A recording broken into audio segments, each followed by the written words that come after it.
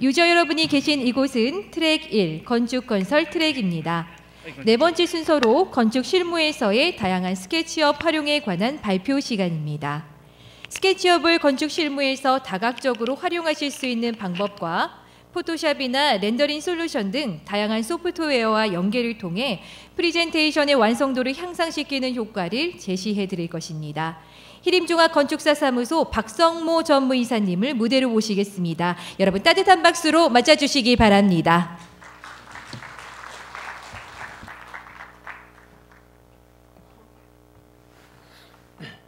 안녕하세요. 건축 실무에서의 다양한 스케치업 활용이라는 주제를 가지고 말씀드릴 박성모라고 합니다.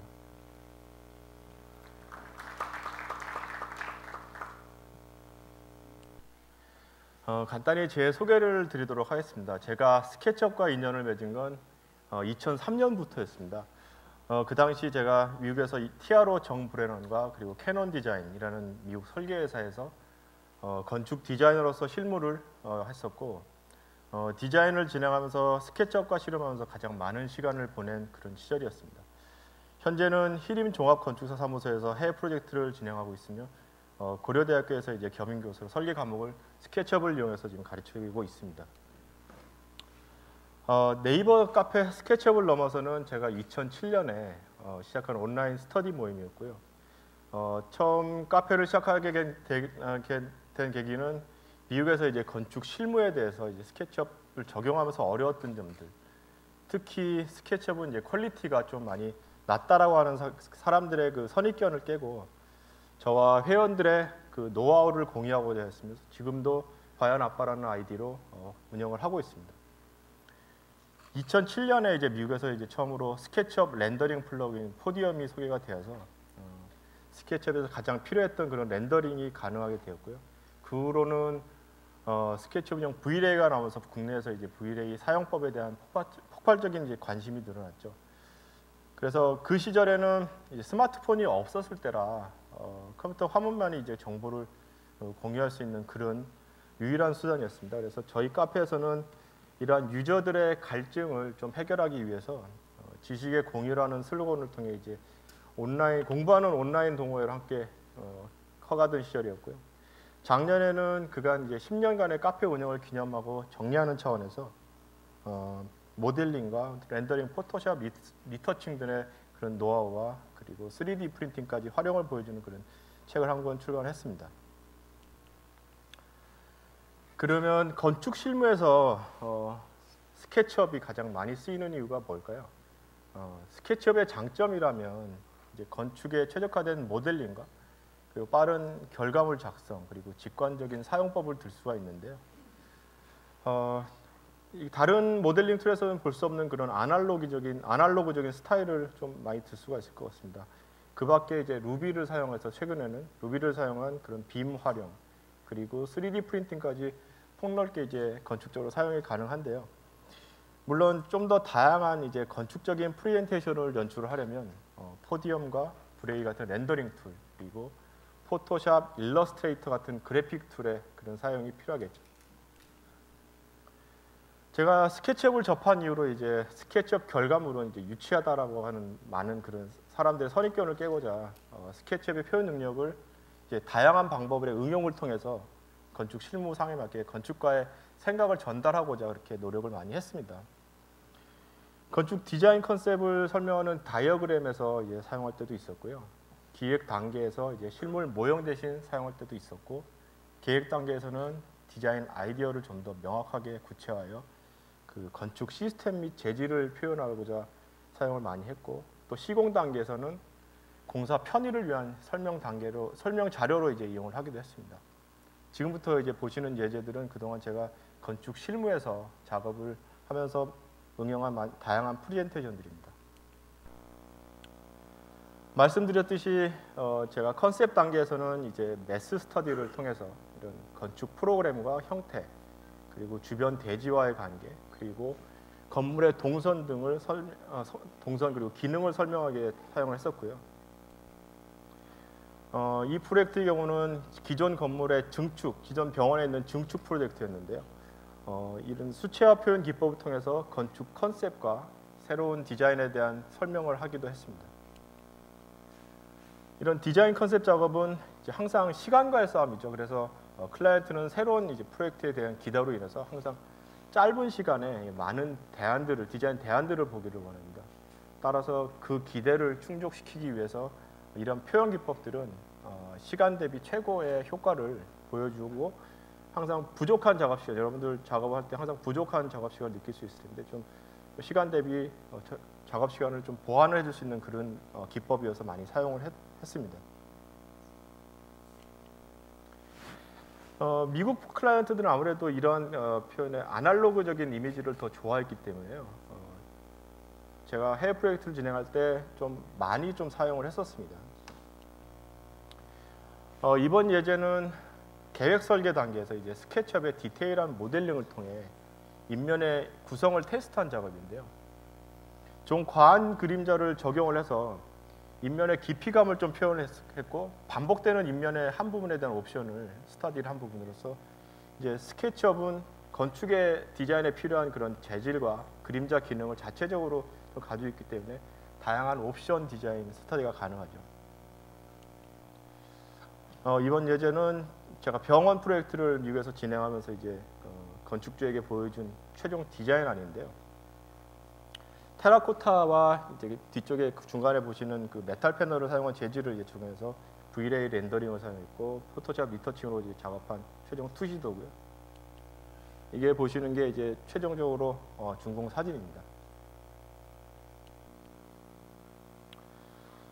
이번 예제는 중국 북경대학병원 현상설계에 참여해서 진행한 3,000병상짜리 대형 병원 캠퍼스 프로젝트인데요.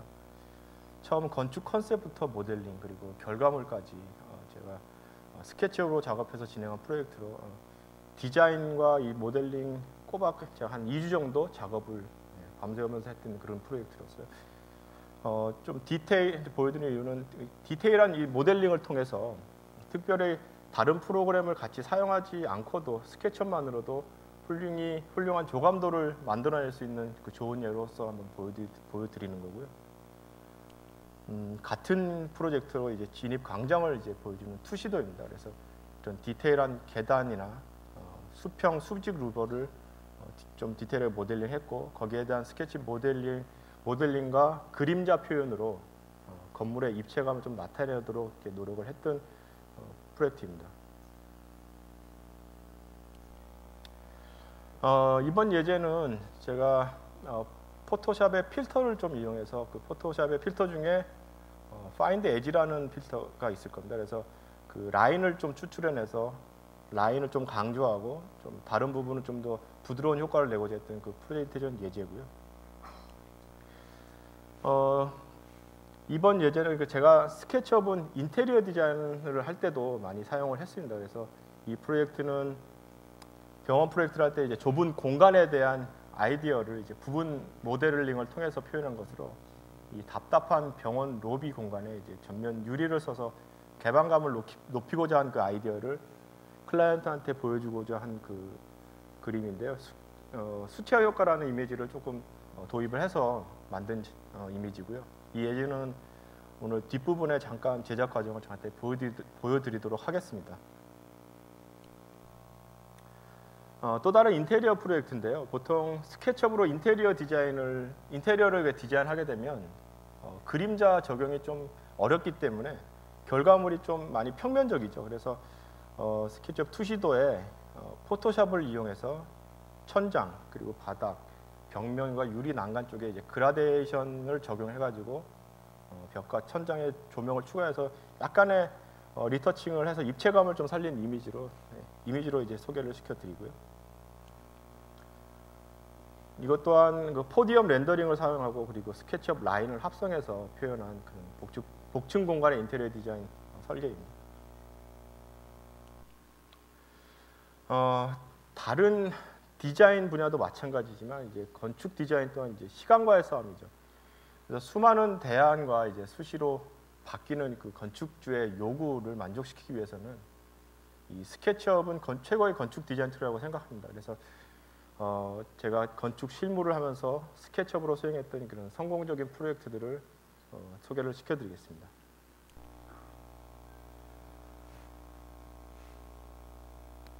이 프로젝트는 2008년에 제가 캐논 디자인에서 진행했던 그 타타 메디컬 센터라는 인도 재벌그룹 소유의 암센터 병원입니다. 인도에서 이제 최초로 설립된 현대식 병원으로 암병원, 외래병원, 리서치 센터 그리고 직원 숙소로 구성이 되어 있고 인도 캘커타에 위치한 대규모 프로젝트인데요. 보시는 이미지가 이제 완공 사진으로 좀 모던한 디자인으로 디자인이 됐고 그리고 인도에서 좀 많이 나오는 그 라임스톤을 주 재료로 쓴 프로젝트입니다. 처음에 프로젝트를 진행하면서 이제 시작한 프로그램과 이 형태의 컨셉을 표현한 매스 스터디인데요. 이제 쭉 이어지는 저런 지붕으로 이어지는 외부 공간과 이제 메인 프로그램 간의 연결성을 보여주는 그런 다이어그램입니다. 이 그림은 말씀드린 것 같이 이 타타 메디컬 센터는 이제 여러 프로그램이 중정을 사이에 두고 서로 연결이 되어 있는 그런 병원이었습니다. 그래서 이 투시도는 클라이언트의 이해를 돕기 위해서 여러 개의 그 병원 부서로 이루어진 건축 프로그램을 표현함과 동시에 이 건물의 스케일을 보여주는 그런 액선 형태의 평면도입니다. 컨셉 단계가 이제 지나가고 기본 계획이 진행되면서 발전시켰던 그런 디테일한 모델링이고요. 다음은 인면 스터디한 이미지고 스케치업의 그 히든 라인을 이용한 기본 선과 그림자만 이용해서 이제 입체감을 보여주는 동시에 재질을 제외해서 형태의 비율을 좀 강조한 도면이고요. 흑백 이미지의 그 밋밋함을 좀 상쇄하기 위해서 이제 포토샵 반사 효과를 지어서 좀 더 세련된 스타일로 좀 보여주고 있고요. 지금 보실 이미지는 아까 그 인면 스터디에 반해서 실제로 쓰여질 라임스톤 재질을 적용했을 때 이런 인면이 어떻게 보여질 건지 클라이언트한테 완공된 프로젝트에 대한 미래 이해를 좀 쉽게 도와주기 위해서 작업한 프로젝트입니다.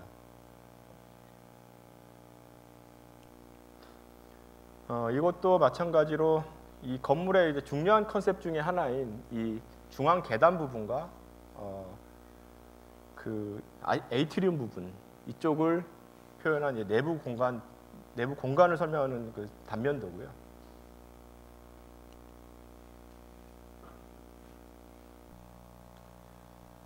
V-ray 렌더링을 이용해서 이제 건물의 주 진입부를 이제 V-ray로 렌더링한 이 투시도입니다.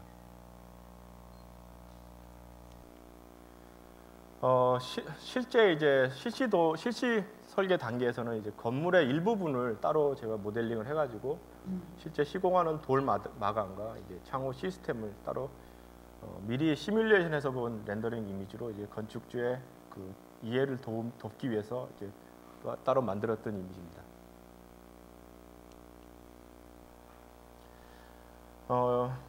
이 프로젝트의 이제 스케치업은 제가 이제 건축 외관에 대한 디자인뿐만 아니고 인테리어 디자인에도 많이 활용을 했는데요.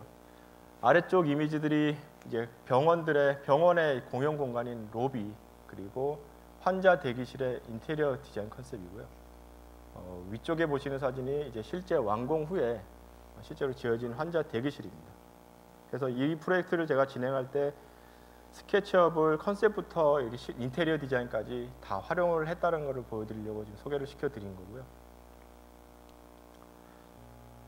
다음 프로젝트는 중국의 이제 셴진에 있는 그 전염병원입니다. 이 병원도 약 500병상의 규모로 전염병원 그리고 외래병원, 직원 전용 주거시설로 구성이 되어 있고 이 전염의 위험으로 인해서 이 프로그램 간의 분리가 되게 중요했던 그런 프로젝트였습니다. 그래서 위측에 보시는 그런 컨셉 디자인들이 이제 처음에 배치 컨셉을 나타내는 거고요. 오른쪽에 있는 배치 컨셉으로 이제 이 프로젝트는 디자인이 진행이 됐습니다. 그래서 아래 보시는 사진은 최종 제출 모형 사진이고요.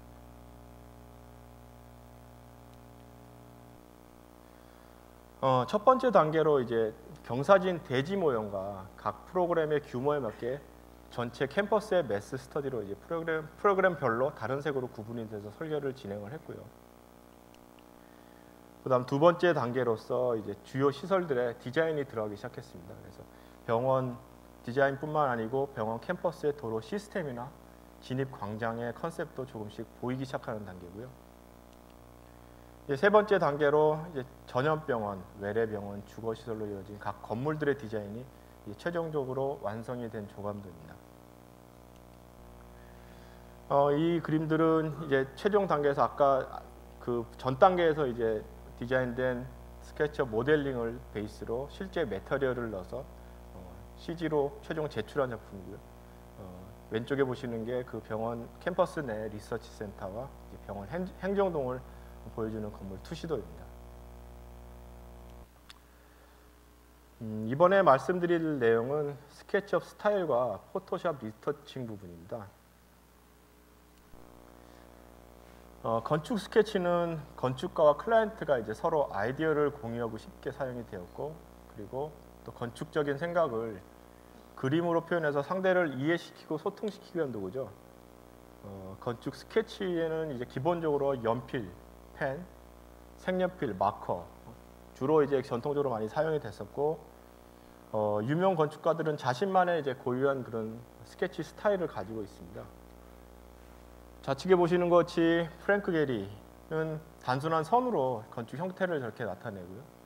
그리고 스티븐 홀 같은 경우는 수채화 스타일로 하나를 이렇게 건축 스케치를 만듭니다. 그리고 예전에 제가 미국에서 같이 작업을 했던 그 야지다니 머다드라는 건축가는 태블릿을 이용해 가지고 이제 부드러운 이미지 스케치로 이제 디자인을 진행을 합니다. 스케치업은 원래 건축 디자이너를 대상으로 이제 개발이 된 3D 모델링 툴이기 때문에요. 기본적으로 건축 스케치와 비슷하게 표현을 하려고 했습니다. 그래서 자체적으로 깔려 있는 스타일을 활용하면 자신만의 건축 스케치 스타일을 만들 수가 있는데요. 오늘 제가 간단히 소개시켜드릴 그 스케치업 아티스트라는 웹사이트는 이런 스케치업의 스타일을 잘 활용하고 있는 그런 세계적으로 활동하고 있는 스케치업 유저들이 모여서 자신들이 지금 개발한 그런 다양한 표현 기법들을 공유해서 고용하는 사이트로 이제 스케치업 사이트 파일 자체를 공유해가지고 이제 누구나 사용이 가능하게 만들었습니다. 보시는 바와 같이 이렇게 다양한 스타일을 연도별로 묶어서 관리를 하고 있는데요. 쭉 보고 들어가서 필요한 스타일은 그 스케치업 스타일 파일을 공유해서 바로바로 사용이 가능하도록 그렇게 관리가 되어 있습니다. 제가 이제 건축 디자인을 하면서 주로 스케치업을 사용했으며 개인적으로 그 아날로그 느낌을 좋아하기 때문에요. 이런 다양한 스타일을 많이 활용을 했습니다. 보시는 예제들은 이제 제가 작년에 책 출간하면서 그동안 프로젝트를 진행하면서 하나씩 만들어 왔던 스타일을 이 하나의 프로젝트에 적용을 해서 본 사례들이고요. 첫 번째로 말씀드릴 거는 이제 이 스케치업 아티스트 웹사이트에서 그 꽤 유명한 데이브 리차드라는 사람이 만든 하드 펜슬 스케치 스타일입니다. 이분이 직접 자기가 그린 스케치 라인을 가지고 스타일을 만들었고, 저도 이제 요 라인이 되게 이뻐서 건축 컨셉 디자인 단계에서 많이 사용한 기억이 납니다. 또한 스케치업 스타일 창에는 이제 믹스 기능이 있습니다. 믹스 기능이 있어서 기존의 스타일의 장점만을 뽑아서 새로운 스타일을 재구성을 할 수가 있는데요. 지금 보시는 이미지는 아래에 보시는 이 세 가지 스타일을 각각 장점을 뽑아서 새로운 스타일로 만든 이미지입니다. 맨 오른쪽에 보시는 게 스트레이트 라인에서 엣지 설정을 제가 가져왔고요. 두 번째 중간에 있는 워터 컬러 페이퍼 위드 펜슬, 이 스타일에서는 이제 전체적인 배경과 컬러를 좀 제가 가져왔고, 맨 왼쪽에 있는 펜슬 에지 위드 화이트아웃 보더라는 그런 스타일에서는 그 워터마크 효과를 가져와서 이렇게 새로운 스타일을 믹스해서 만든 그런 예제입니다. 뭐 호불호가 갈릴 수는 있지만 나름대로 좋아 보이는 스타일들을 뽑아가지고 이렇게 믹스해 보는 것도 상당히 스케치업에서는 재미있다고 지금 생각이 되고요. 그러면서 자기만의 스타일을 만들어서 쓰는 것도 스케치업의 가장 큰 장점이라고 생각됩니다. 이번 예제는 제가 많이 쓰던 그런 예제 스타일인데요. 기본 스타일을 이용해서 이제 이미지를 추출한 다음에 포토샵 브러쉬와 지우개를 사용해서 이제 부드러운 느낌의 투시도를 표현한 이미지고요. 요거는 이제 제가 어렸을 때 이제 학교 다닐 때 노란 트레이싱 페이퍼에 그렸던 그런 스케치를 생각하고 만들어본 이미지인데요. 스케치업의 익스텐션 기능과 그 포토샵의 클라우드 필터를 이용해서 제작을 했습니다. 제작 과정에 대해서는 다음 장에 간단히 설명을 드리겠습니다. 이 이미지를 만들려고 그러면 기본적으로 이제 위에 보시는 3개의 이미지가 스케치업에서 필요합니다. 기본 준비 도면으로는 저는 엔지니어링 스타일 이미지를 처음에는 맨 왼쪽에 보시는 거는 익스텐션 12에 그림자 포함해서 한 컷을 준비했고요. 그 다음 그림자 없이 엑스레이 모드로 한 컷, 그리고 그림자 없이 익스텐션 99, 익스텐션 99가 최대값입니다. 그래서 최대값까지 늘려서 이제 하나를 준비를 했고요. 죄송합니다. 여기 보시면 이런 라인들은 스케치업에서 실제적으로 라인을 그려서, 여기 보시는 것이 실제적으로 라인을 그려서 이제 가이드를 만든 거고요. 그다음 이 기본 도면을 준비를 해서 포토샵에서 이제 3개의 도면을 불러옵니다. 그리고 자세히 보시면 유리창에 이제 반사 표면이 필요하기 때문에 그런 반사 표면을 위해서 포토샵 필터인 디스토트를 사용해서 포토샵 반사 표현을 했고, 거기에 필요한 부분만 오려내서 투명도를 조정해서 이제 레이어의 위치를 시켰고요. 그 다음 단계로는 이제 트레이싱 페이퍼 효과를 만들기 위해서 포토샵 필터인 클라우드 필터를 이용해서 얼룩 만드는 과정을 거쳤습니다.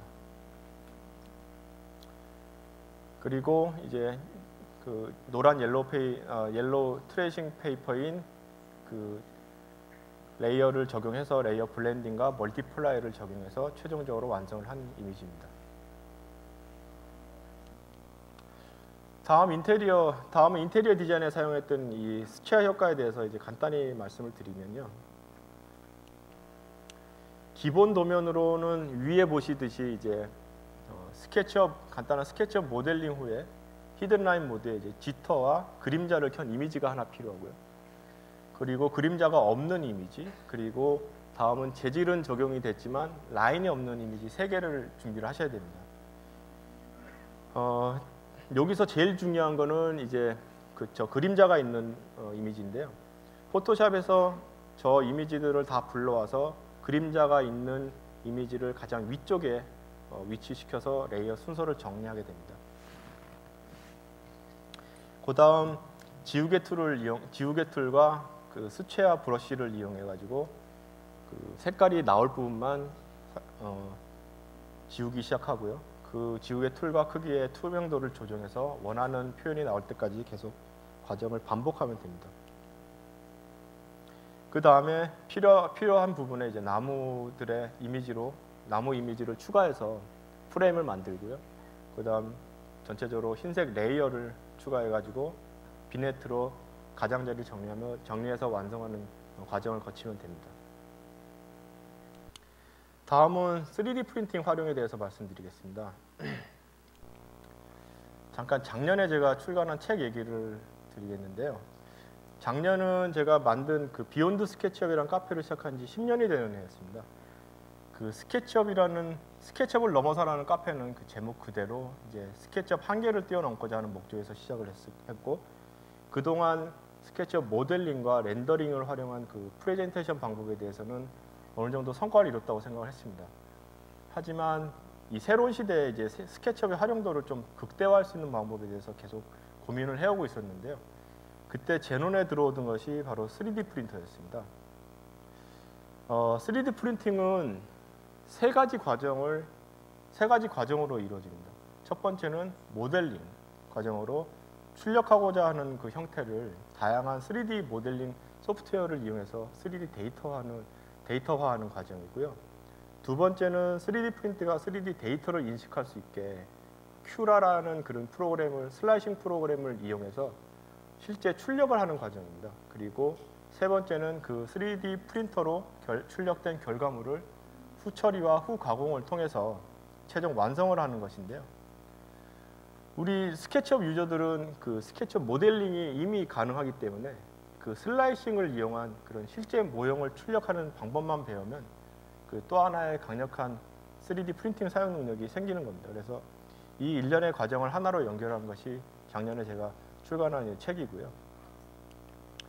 이 책에서는 모델링 과정, 그리고 다양한 프리젠테이션 과정, 그리고 그 모델링을 이용해서 3D 프린팅 출력 과정을 쭉 설명을 하고 있습니다. 다시 3D 프린팅 얘기를 하겠습니다. 보통 건축 실무에서 저희가 쓰이는 3D 프린팅은 고가, 즉 억대의 산업용 3D 프린터를 이용해서 최종 결과물을 만들어내는 건데요. 하지만 오늘 제가 말씀드리고자 하는 것은 이제 저가의 개인용 FDM 방식의 3D 프린터를 활용하는 방법입니다. 간단히 이제 개인용 3D 프린터와 산업용 3D 프린터에 대해서 말씀을 드리면요. 개인용 3D 프린터는 고온으로 가열한 재료를 노즐을 통해서 이제 밀어내서 한 층씩 적층을 시켜서 상온에서 굳히는 방식으로 쉽게 이해하시자면 저희가 쓰는 글루건을 가지고 만드는 거라고 생각하시면 되고요. 산업용 3D 프린터는 재료 분사 방식으로 멀티 노즐을 이용해서 아크릴 등의 이제 좀 비싼 재료를 좀 사용하는데 그 대신 정밀도가 아주 높아가지고 이제 후처리가 따로 필요가 없습니다.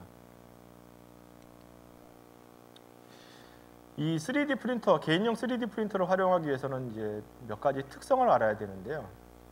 개인용이든 산업용이든 3D 프린터의 방식은 이 아래에서부터 적층을 해서 한 층씩 쌓아가는 원리예요. 그래서 보시다시피 저런 오버행 부분은 지지대가 없이는 이제 프린팅이 불가합니다. 그래서 아래에 보시는 것 같이 이 오버행이 60도가 넘어가면 자동적으로 슬라이싱 프로그램에서 지지대를 받쳐서 프린트하게 됩니다. 아래에 보시는 저런 이미지 같이 이 콘의 모양이 바로 서 있을 때랑 옆으로 누워 있을 때의 방식을 생각하시면 쉬운데요.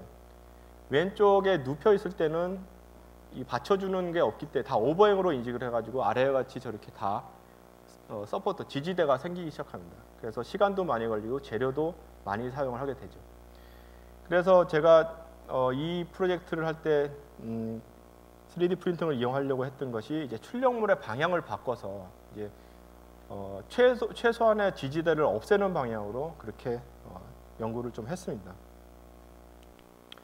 그리고 이제 마지막으로 개인용 3D 프린터는 노즐 크기가 한 0.8mm 정도로 많이 정밀하지가 못합니다. 그래서 보통 저희가 실제 부재가 10cm라고 했을 때 그게 스케일이 1:100으로 갔을 때는 1mm가 되지 않습니까? 그래서 그 10cm보다 작은 부재는 실제 3D 프린터에서 출력을 할 때 출력이 안 되죠.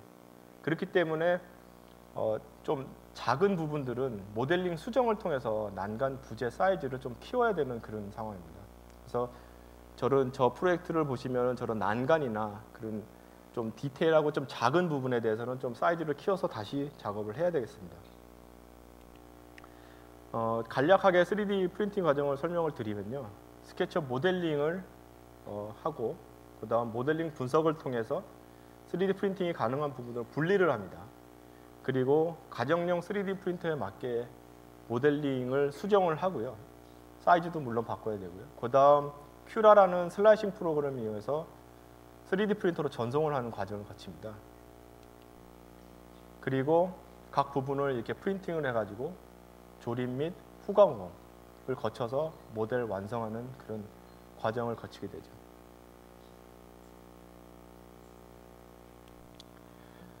아, 10년 전이나 지금이나 디자인 툴로서의 스케치업이라는 그 스케치업에 대한 저의 생각은 변하지 않았습니다. 스케치업은 10년 전과 비교를 해보면 다양한 루비나 플러그인으로 인해서 소프트웨어적으로 이제 많은 발전을 해왔지만 이 프리젠테이션 부분에 있어서는 건축보다는 웹툰 같은 그런 다른 분야에서 좀 더 강점을 발휘하고 있다는 그런 생각이 드는데요. 오늘 3D 베이스 캠프에 오신 많은 분들은 이런 스케치업만의 장점을 더욱 발전시켜서 건축에서도 스케치업이 가진 그런 독보적인 위치를 좀 계속 이어가셨으면 하는 바람입니다. 발표 마치겠습니다. 감사합니다.